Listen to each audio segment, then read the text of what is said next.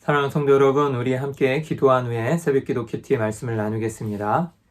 하나님 아버지 감사합니다. 오늘도 우리에게 소중한 하루를 허락하여 주시고 또 새벽부터 말씀으로 나아가게 하심을 감사합니다. 하나님 말씀하여 주시고 이 말씀 붙들고 오늘 하루도 승리할 수 있게 인도하여 주시옵소서. 특별히 주의 복음의 말씀을 힘써 전할 수 있게 인도하여 주시고 또 하나님의 말씀에 순종하며 나아가는 오늘 하루 되게 하여 주옵소서. 감사하며 예수님의 이름으로 기도합니다. 아멘. 오늘 3월 25일 목요일 새벽기도 큐티 말씀을 나누도록 하겠습니다. 본문 말씀은 사도행전 20장 7절에서 16절까지의 말씀입니다. 열심히 말씀을 듣고 전하라 라는 제목이고요. 우리 다 같이 영상으로 말씀을 읽도록 하겠습니다. 그 주간의 첫날에 우리가 떡을 떼려 하여 모였더니 바울이 이튿날 떠나고자 하여 그들에게 강론할세 말을 밤중까지 계속하며 우리가 모인 윗다락에 등불을 많이 켰는데 유두구라 하는 청년이 창에 걸터 앉아있다가 깊이 졸더니 바울이 강론하기를 더 오래 하며 졸음을 이기지 못하여 3층에서 떨어지거늘 일으켜보니 죽었는지라. 바울이 내려가서 그 위에 엎드려 그 몸을 안고 말하되 떠들지 말라. 생명이 그에게 있다.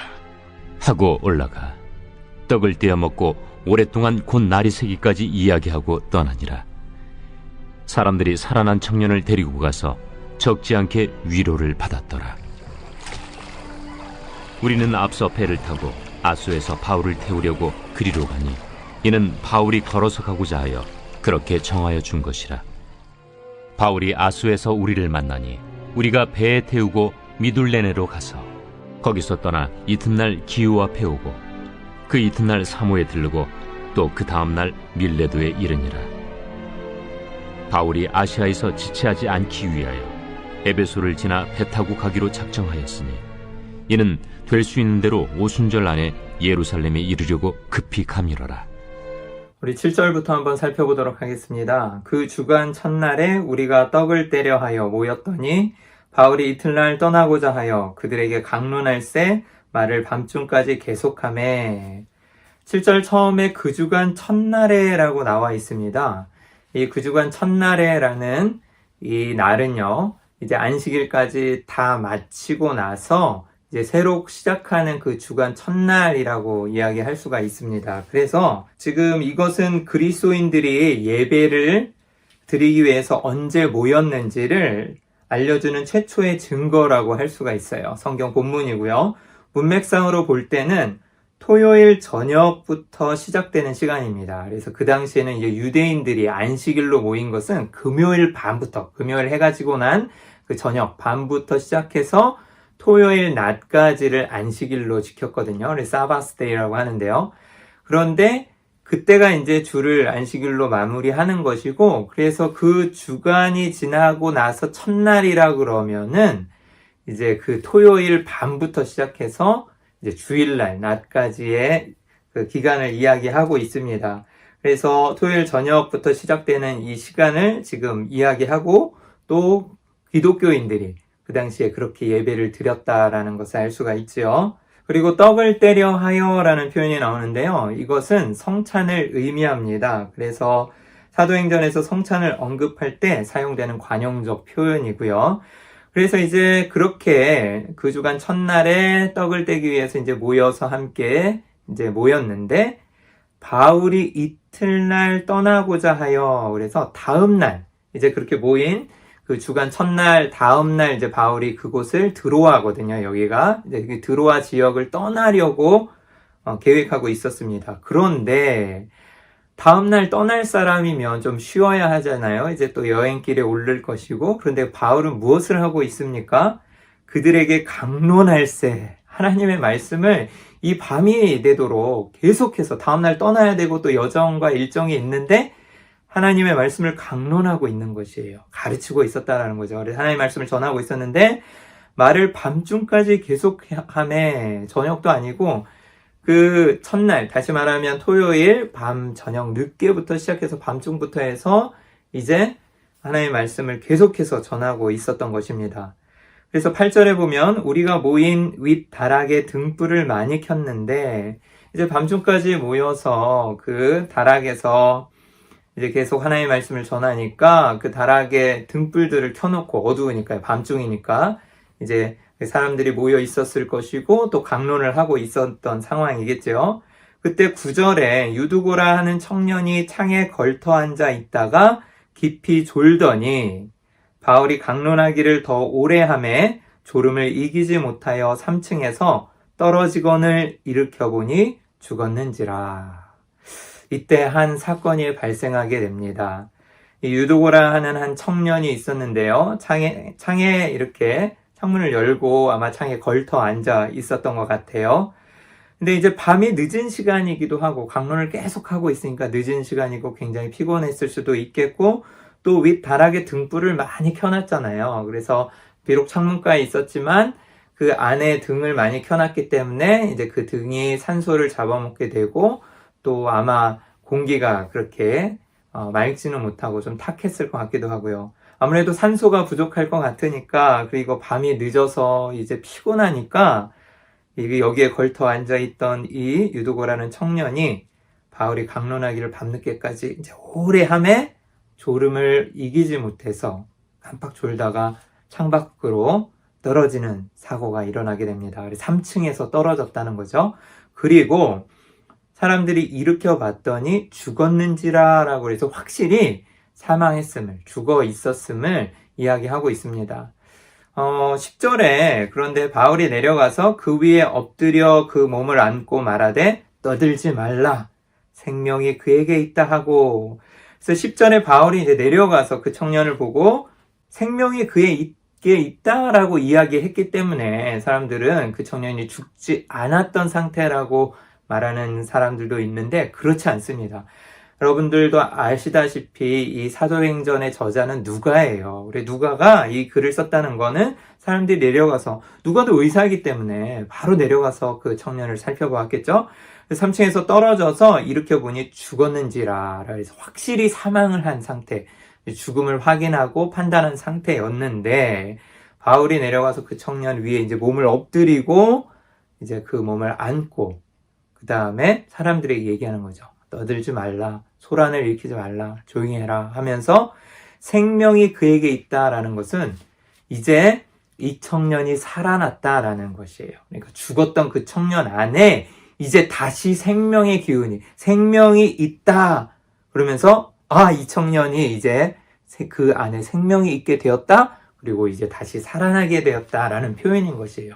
그러면서 죽지 않았고 이 청년이 살아있네 이 표현이 아니고 이제 이 청년이 부활하였고 죽었다가 다시 살아났다라는 것을 이야기하고 있는 것입니다. 조금 흥미로운 표현을 보자면요. 그 위에 엎드려 그 몸을 안고라고 나와 있는데요. 이 표현은 엘리야와 엘리사도 같은 방법으로 죽은 사람을 살렸다라는 것이 열왕기상이나 하에 나와 있습니다.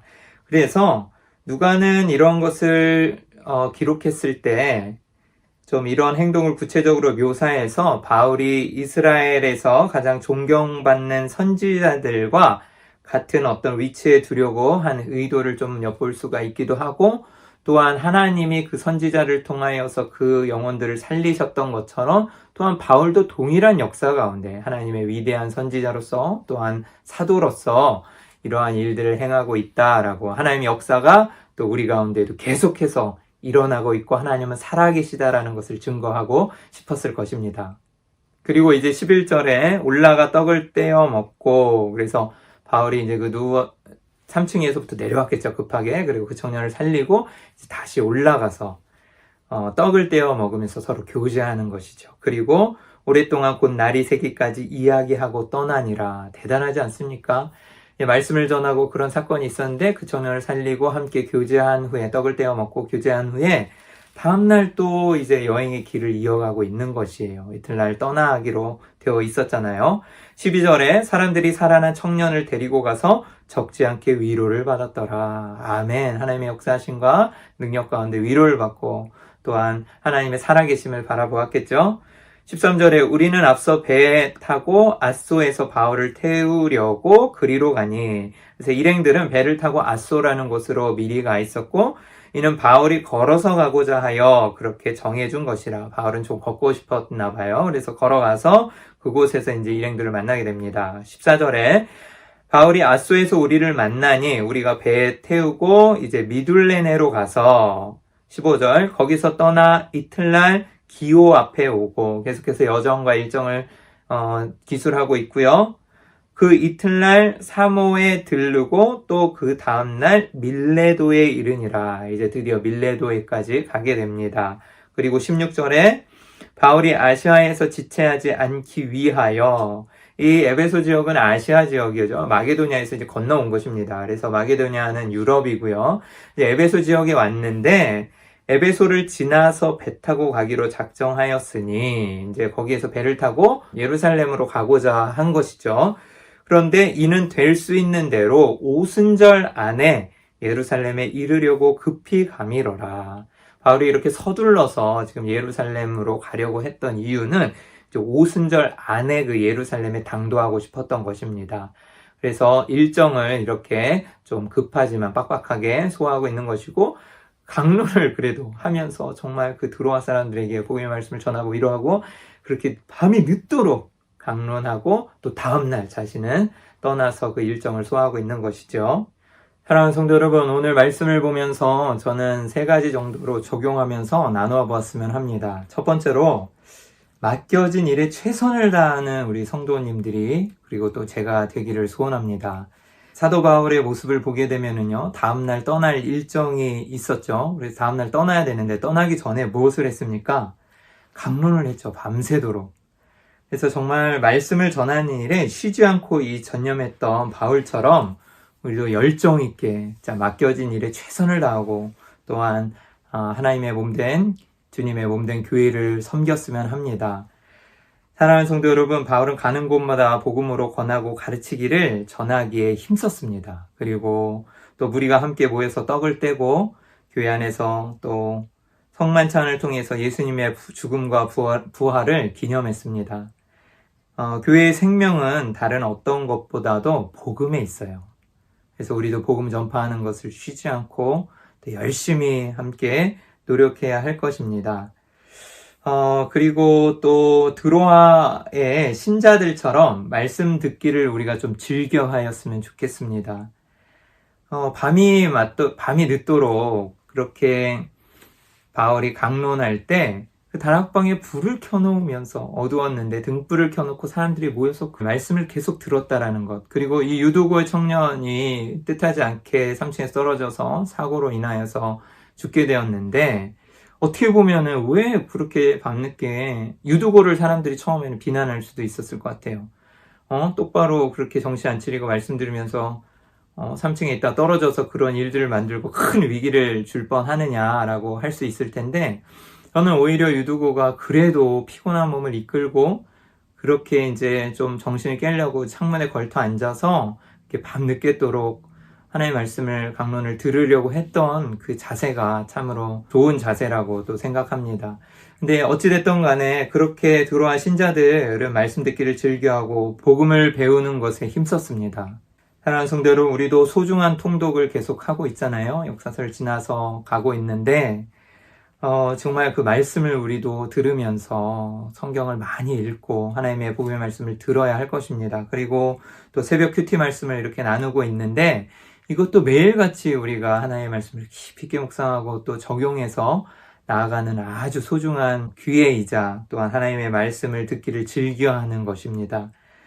그리고 3월 29일부터 4월 2일까지 고난주간 특별 저녁 집회가 저녁 8시에 있습니다. 매일 저녁 이제 월요일부터 금요일까지 있는데, 사랑하는 성도 여러분, 기억하고 우리가 기도하면서 준비하시고 고난주간에 정말 하나님 말씀을 즐겨하고 피곤하지만 그 저녁 시간을 사모하면서 하나님 말씀을 듣기를 즐거워하는, 그리고 또 그 송이꿀보다 더 단 말씀을 우리 마음 가운데 깊이 새기면서 정말 나아가시기를, 그래서 우리 삶 가운데 드로아의 신자들처럼 말씀 듣기를 즐겨하고 또 복음을 배우고자 힘쓰면서 승리하시면서 나아가시기를 바랍니다.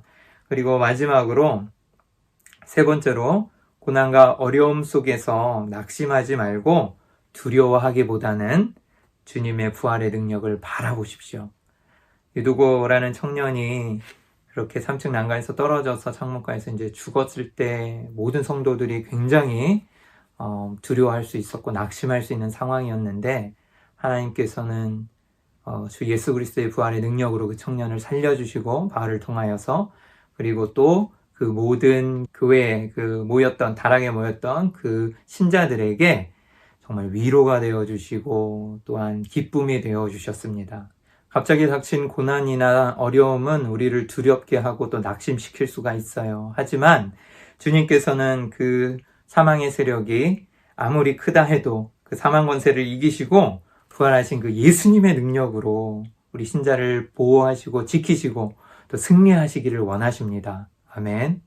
그리고 또 바울의 강론을 듣던 유두고가 죽는 일로 인해서 교회의 두려움이 엄습했을 수도 있어요. 하지만 십자가의 죽음과 능력의 그 부활의 능력이 유두고를 살리고 또한 모든 믿는 자에게 큰 위로를 주었던 것처럼 또 우리도 하나님의 그 말씀을 붙들고 승리하며 나아갈 때 큰 위로를 받을 수 있고 또 우리 삶 가운데 십자가 붙들고 든든히 나아갈 때 주 예수 그리스도의 그 부활의 능력과 기쁨과 위로가 우리와 함께 하여서 우리도 그 어려움과 고난을 헤쳐갈 수 있고 또 승리할 수 있고 낙심하지 않고 주님을 바라볼 수 있는 것입니다. 주님이 세우신 이 몸된 교회 그리고 주님께 사랑하는 우리 믿는 자들 성도들에게 주님은 힘이 되어주세요. 그리고 위로하여 주시고 낙심하였던 그 마음을 돌이켜서 오히려 평안과 기쁨으로 하나님께서는 함께하여 주실 것입니다. 사랑하는 성도 여러분, 능력 있는 교회는 주님의 말씀에 뿌리를 내리고 또한 주님의 십자가를 붙들고 주님의 부활의 능력을 의지하는 교회입니다. 그렇게 할 때 우리는 승리할 수가 있을 것이고 교회는 하늘의 위로와 생명력으로 가득 넘쳐날 것입니다. 때를 어떤지 못 어떤지 간에 복음의 말씀을 전파하기를 힘쓰십시오. 우리 태신자 작정하에서 기도하고 있는데 계속해서 찔러보시고 연락하시고 또 복음을 전하고 나눌 때 우리 교회가 살아나고 내가 살아남을 잊지 마시고 큰 위로와 확신을 얻으며 나아가시기를 주의 이름으로 축원합니다. 오늘 하루도 하나님의 말씀으로 승리하시고 또한 복음의 능력으로 승리하시기를 주의 이름으로 축원합니다.